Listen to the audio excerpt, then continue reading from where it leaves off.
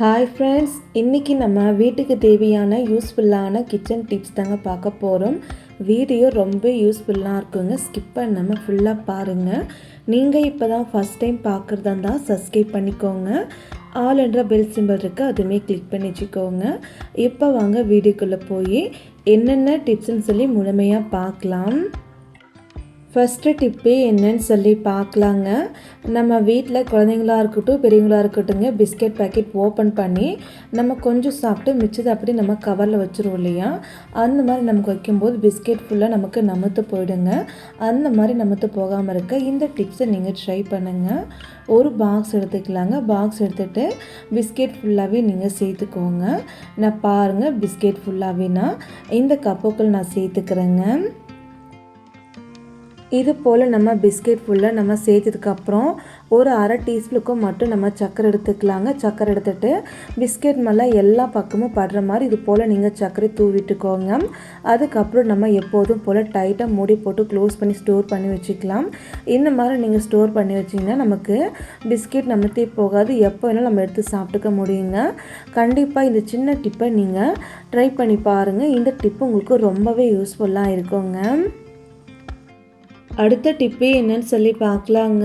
நம்ம வீட்டில் நம்ம சாப்பாட்டுக்கெல்லாம் அரிசியில் ஊற வச்சு தண்ணியில் ஊற்றி நம்ம அரிசி நம்ம நல்லா கை வச்சு க்ளீன் பண்ணுவோம் இல்லையா? இந்த மாதிரி நம்ம க்ளீன் பண்ணும்போது க்ளீன் பண்ணி முடிச்சதுக்கப்புறம் தண்ணி நம்ம கை வச்சு வடிச்செடுப்போம் இல்லையா? அந்த மாதிரி நம்ம கை வச்சு தண்ணி நம்ம கீழே ஊற்றும் போது நமக்கு நிறைய அரிசி நமக்கு கீழே சிந்திடுங்க. அந்த மாதிரி நமக்கு சிந்தாமல் இருக்க இந்த டிப்ஸை நீங்கள் ட்ரை பண்ணுங்கள். நம்ம வீட்டில் டீ வடிகட்டு இருக்கு இல்லையா? இந்த டீ வடிகட்டி எடுத்துகிட்டு இந்த மாதிரி நீங்கள் அரிசி தண்ணியை வடிகட்டி எடுத்துக்கலாங்க. நமக்கு அரிசி ஒரு கொஞ்சம் கூட அரிசி நமக்கு கீழே சிந்தாது, வேஸ்டி ஆகாதுங்க. இந்த மாதிரி நீங்கள் தண்ணி மட்டும் அழகாக வடிகட்டி எடுத்துடலாங்க. இப்போ நமக்கு பாருங்கள், அரிசி நமக்கு எதுவுமே கீழே சிந்தலை. கண்டிப்பாக இந்த சின்ன டிப்பை நீங்கள் ட்ரை பண்ணி பாருங்கள். நமக்கு ரொம்பவே யூஸ்ஃபுல்லாக இருக்குங்க. இந்த டிப்பு யூஸ்ஃபுல்லாக இருக்குன்னு நினச்சிங்கன்னா மறக்காமல் ஒரு லைக் போட்டுட்டு பாருங்கள். அடுத்த டிப்பு என்னன்னு சொல்லி பார்க்கலாம்.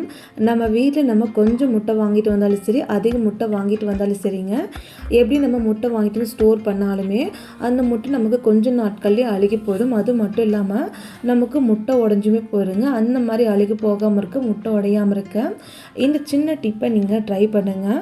நான் இன்றைக்கி ஒரு 5 முட்டை மட்டும்தாங்க எடுத்திருக்கேன். இதை ஒரு ஓர் வச்சுக்கோங்க. அதுக்கப்புறம் நான் ஒரு பிளாஸ்டிக் கப்பில் ஒரு பாதி அளவுக்கு மட்டும் நான் ரேஷன் அரிசி எடுத்துருக்கேங்க.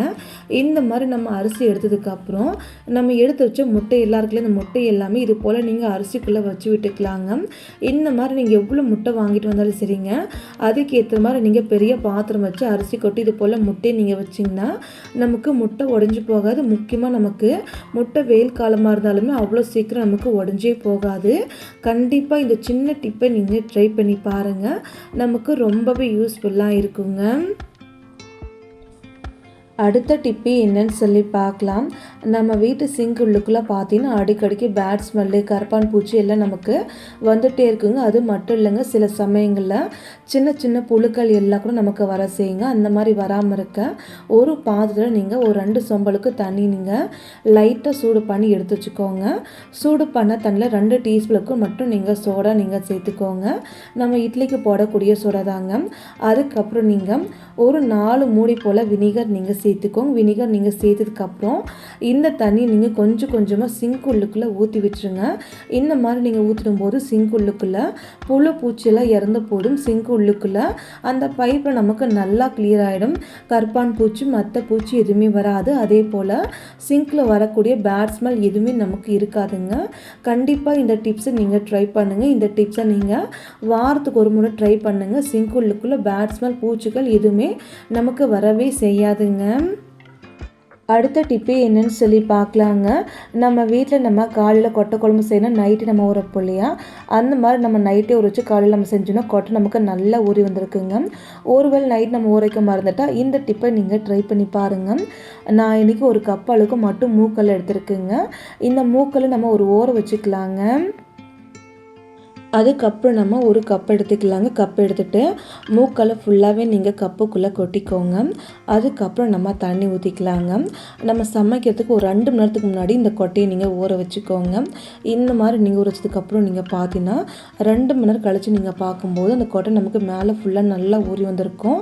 ஆனால் உள்ளுக்குள்ளே நீங்கள் பார்த்தீங்கன்னா கொட்டை நமக்கு ரொம்ப கெட்டியாக இருக்குங்க. இதை கொண்டு போய் நம்ம குக்கரில் போட்டு ஒரு 10 விசில் வச்சா கூட சரிங்க, நமக்கு அந்தளவுக்கு சாஃப்டாக வெந்து கிடைக்காது. அதுக்கு இந்த டிப்பை நீங்கள் ட்ரை பண்ணி பாருங்கள். இந்த கப்பை ஒரு ஓரம் வச்சுக்கோங்க. அதுக்கப்புறம் நம்ம ஒரு குக்கர் எடுத்துக்கலாங்க. குக்கர் எடுத்ததுக்கப்புறம் அந்த கொட்டை ஃபுல்லாகவே நம்ம குக்கர் உள்ளுக்குள்ளே சேர்த்துக்கலாங்க. அதுக்கப்புறம் கொட்டை வேறளுக்கு நம்ம தண்ணியுமே ஊற்றிக்கலாங்க. தண்ணி நம்ம ஊற்றுனதுக்கப்புறம் கொஞ்சமாக தூளுப்போ இல்லை கல்லுப்போ நீங்கள் சேர்த்துக்கோங்க. இது கூடவே நீங்கள் தேங்காவோட சின்ன பீஸை உடச்சி போட்டு நீங்கள் சேர்த்துக்கோங்க. அதுக்கப்புறம் எப்போதும் போல் குக்கர் மூடி போட்டு கரெக்டாக நீங்கள் 2 விசில் மட்டும் வச்சுக்கோங்க. 2 விசில் ஃபுல்லாக ஆறுனதுக்கப்புறம் அதுக்கப்புறம் நம்ம எப்போதும் போல் குக்கர் மூடி ஓப்பன் பண்ணி நீங்கள் பார்த்தீங்கன்னா அந்த கொட்டை நமக்கு ரொம்ப ரொம்ப சாஃப்டாக வெந்து வந்திருக்குங்க. இப்போ நான் பாருங்கள் குக்கர் மூடி ஓப்பன் பண்ணியாச்சுங்க. அதுக்கப்புறம் நம்ம ஒரு கரண்டி எடுத்துக்கலாங்க. கரண்டி எடுத்துகிட்டு நம்ம சேர்த்து அந்த தேங்காவோட நம்ம எடுத்துடலாங்க. பாருங்கள் தேங்காயோட நம்ம எடுத்தாச்சுங்க. அதுக்கப்புறம் நீங்கள் இந்த தேங்காவோட எடுத்து ஒரு ஓரம் போட்டுருங்க. அதுக்கப்புறம் எப்போதும் போல் கொட்டை எடுத்து லைட்டாக கையில் நீங்கள் ப்ரெஸ் பண்ணி பாருங்கள். கொட்டை நமக்கு ரொம்ப சாஃப்டாக வெந்து வந்திருக்கும். அதுக்கப்புறம் எப்போதும் போல் நீங்கள் சமைக்க தண்ணி யூஸ் பண்ணிக்கலாங்க. கண்டிப்பாக இந்த டிப்பை நீங்கள் ட்ரை பண்ணி பாருங்கள். நமக்கு ரொம்பவே யூஸ்ஃபுல்லாக இருக்கும். அடுத்த டிப்பு என்னென்னா, நம்ம வீட்டு கேஸ் அடுப்பை துடைக்க இனி நமக்கு சோப்பு, லிக்விட், ஷாம்பு எதுவுமே நமக்கு வேண்டாம். அது மட்டும் இல்லைங்க, கேஸ் அடுப்பை துடைக்க நமக்கு துணி வேண்டாங்க. இதை மட்டும் போட்டு க்ளீன் பண்ணி துடைச்சி பாருங்கள். கேஸ் அடுப்பு பார்க்கவே நல்லா பளபளன்னு நமக்கு பளிச்சுன்னு புதுசு போலவே இருக்குங்க. அது எப்படின்னு சொல்லி பார்க்கலாம். ஃபஸ்ட்டு நம்ம கேஸ் மேலே இருக்கக்கூடிய ஸ்டாண்டு ஃபுல்லாகவே நம்ம எடுத்து ஒரு ஓரம் வச்சுக்கலாங்க. அதுக்கப்புறம் நீங்களே பாருங்கள் கேஸ் மேலே எந்த அளவுக்கு அழுக்கு இருக்குன்னுட்டு. முக்கியமாக எண்ணெய் பிசுக்கு, சாம்பார் கரை, டீ கரை எல்லா விதமான கரையும் கேஸ் மேலே நமக்கு படிஞ்சிருக்குங்க. ஃபஸ்ட்டு நம்ம கேஸ் ஃபுல்லுமே கொஞ்சமாக நம்ம தண்ணி தெளித்து விட்டுறலாங்க. அதுக்கப்புறம் கேஸ் அடுப்பை க்ளீன் பண்ண கொஞ்சமாக நம்ம பேஸ்ட் நம்ம சேர்த்துக்கலாம். நீங்கள் எந்த பிராண்ட் பேஸ்ட் யூஸ் பண்ணாலும் கொஞ்சம் போல் மட்டும் அடுப்பு மேலே நீங்கள் சேர்த்துக்கோங்க. நான் இன்றைக்கி பாருங்கள் இது போல் நம்ம பாத்திரம் க்ளீன் பண்ண ஸ்பாஞ்சு ஸ்க்ரப் வாங்கி வச்சுருப்போம் இல்லையா, இந்த மாதிரி ஒரு ஸ்க்ரப்பை நம்ம எடுத்துக்கலாங்க.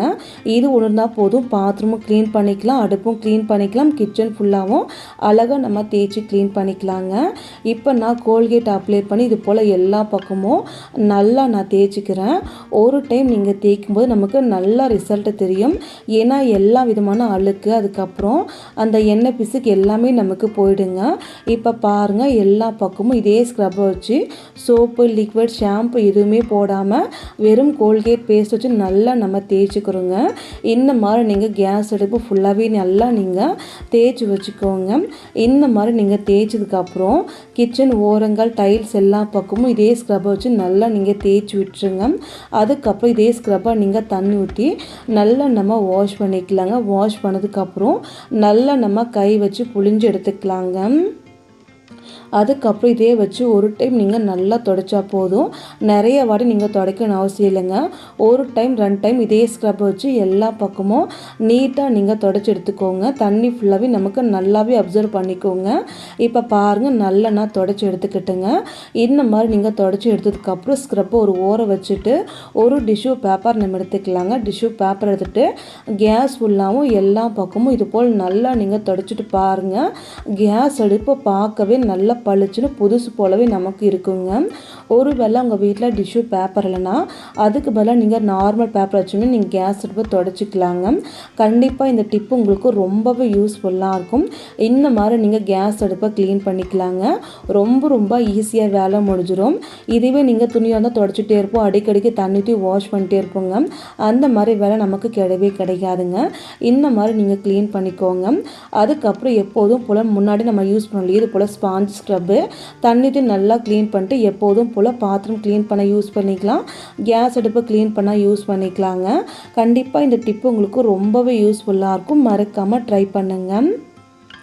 ஓகே ஃப்ரெண்ட்ஸ், இன்றைக்கான டிப்பில் உங்களுக்கு எந்த டிப்பு பிடிச்சிருக்குன்னு சொல்லி மறக்காமல் கமெண்ட் பண்ணுங்கள். பிடிச்சிருந்தால் லைக் பண்ணுங்கள், சப்ஸ்கிரைப் பண்ணுங்கள், ஷேர் பண்ணுங்கள், ட்ரை பண்ணுங்கள். Thank you friends.